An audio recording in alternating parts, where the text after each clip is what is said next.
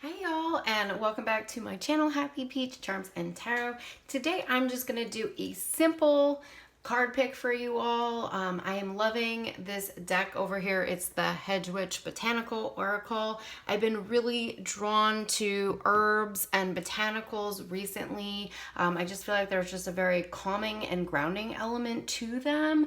And also I feel like there's some really good messages for each of the cards. So I intuitively picked each pile today for you all. I have pile number 1, pile number 2, and pile number 3. I also have here the green calcite, which is a crystal that I was drawn to. It's really good, for cleaning your energy. It also is great for manifesting prosperity and abundance, and it has some of those earthly properties that I've been feeling lately. And then also I have the citrine here, which I love. This is a geode of citrine, and citrine is really great for manifesting abundance and prosperity. So I'm definitely feeling a lot of that energy with the green. I have my basil plant here as well, which just smells divine, and I have it in my office, which is not an expected place to have a basil plant, but again, I am very drawn to herbs lately and smelling them, and I feel like there are some healing properties to them. So go ahead and just pick whichever pile that you are drawn to. And this is a timeless reading, so whenever you're guided to this video is when you need to hear these messages.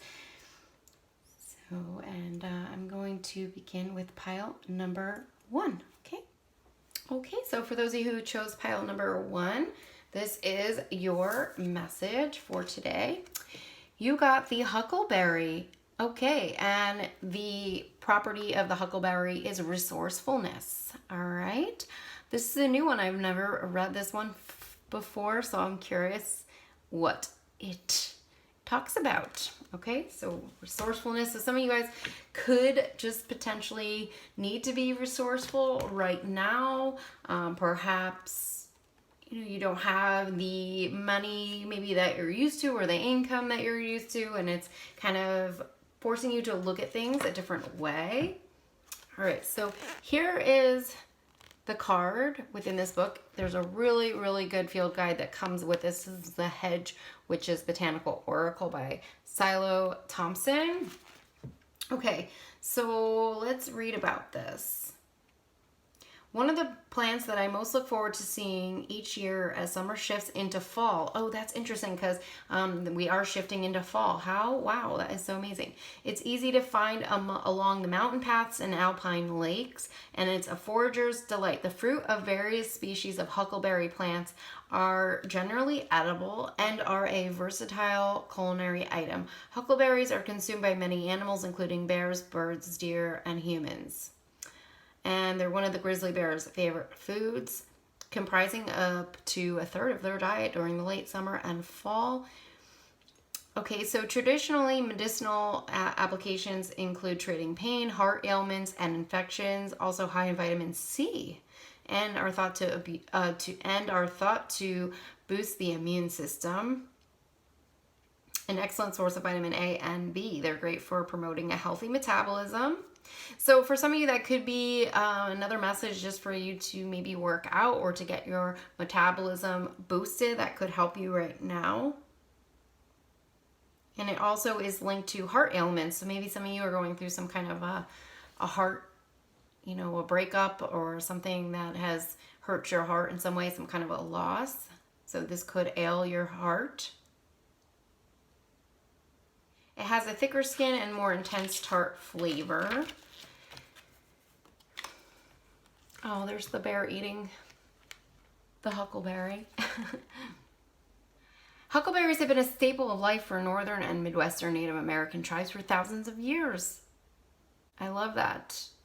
The oracle property resourcefulness refers to this plant's ability to grow on cliff sides. And it also says that this plant was one of the only survivors of the 1980 eruption of Mount St. Helens volcano. Okay. Resourcefulness can mean finding ways to turn adversity into opportunity, like the huckleberry benefiting from increased sun in areas where the forest canopy has been damaged by fire. Another kind of resourcefulness is the ability to take what you have and use it to its greatest potential. The huckleberry always reminds us that sometimes success comes from not being the brightest, shiniest, boldest person, but from strategic patience, laying low, hiding under the snow until the right opportunity presents itself. And I'm getting a lot of chills on that message for y'all. So I hope that resonates with you, pile number 1, and I would love to hear in the comment section below if it does. And I am sending y'all so much love and blessings, and I'll talk to you soon, okay? Bye. For those of you who chose pile number 2, this is your message from the Botanical Oracle. You guys got Dream. Oh, the golden poppy. How beautiful is that? I love that burst of yellow, and we have that citrine in here, so really cool. Let's see what messages Spirit has for you right now with the golden poppy. Okay, so it says that the poppy family of flowers is a large group of flowering plants that includes many ornamentals as well as the infamous opium-producing poppies. Interesting. And those which produce the poppy seeds found in pastries and cakes. Okay, so when I'm thinking right now of the movie The Wizard of Oz, and if you guys remember, Dorothy goes to the poppy field, and they all basically become very faint and they pass out in the poppy field. So this is an American plant that's become widely naturalized in Australia, South Africa, Chile, and Argentina. Its leaves can be used medicinally and the pollen cosmetically. The plant is used as an herbal remedy, having a sedative effect. Golden poppy is not a hallucinogen, but it is a great relaxant and can produce a state of friendly lethargy. And that's kind of what I remember from that movie. So maybe there is this need for you to go into this energy of relaxing and just feeling very yummy inside, warm and calm, and moving into that kind of an energy. It says that poppy tea and a relaxing bath are a pretty effective way to wind down after a stressful day. So for those of you who picked this pile, maybe that is a tea that you can look into, is a poppy tea. And it says to make a poppy tea, you just use 2 grams of dried herb.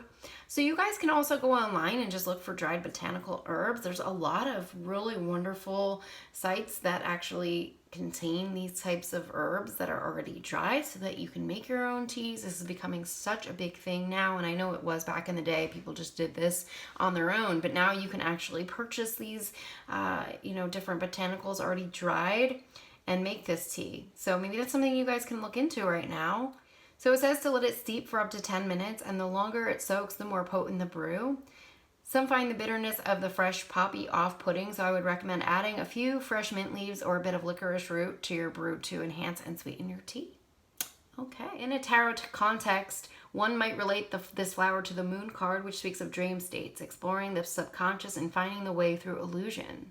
Also, the 7 of Cups with its message about getting caught up in wishful thinking, deception, or desire without action can also reply. Dreaming, daydreaming, fantasizing, these are distractions, but can also be the gateway to achievement, happiness, and goal attainment. When I see the word dream in an oracle context, I most often interpret it in a very positive way. That's how I feel about this. I feel like it's more talking about the positive aspects of dream and allowing yourself to dream, because before you can manifest anything, you have to go there visually. Visualization is very, very important in attaining what it is in the physical realm, okay? So I am definitely feeling that. Also, stress energy blocks manifestation. So I feel like if you're getting this card right now and you are being guided to maybe relax and go more into this dreamy, yummy, lethargic, happy state, perhaps having some kind of tea to relax you could help you to bring about your manifestations a lot quicker. So it says to let your imagination soar. So the oracle property is dream. So beautiful message for you all who picked pile number 2 today. Also, the citrine could be a crystal that you might want to look into with the yellow coming up in this reading to perhaps manifest some abundance into your life. And I would love to hear how this resonates with you in the comment section below. If you're new here, definitely be sure to subscribe. And as usual, I am sending you all so much love and blessings.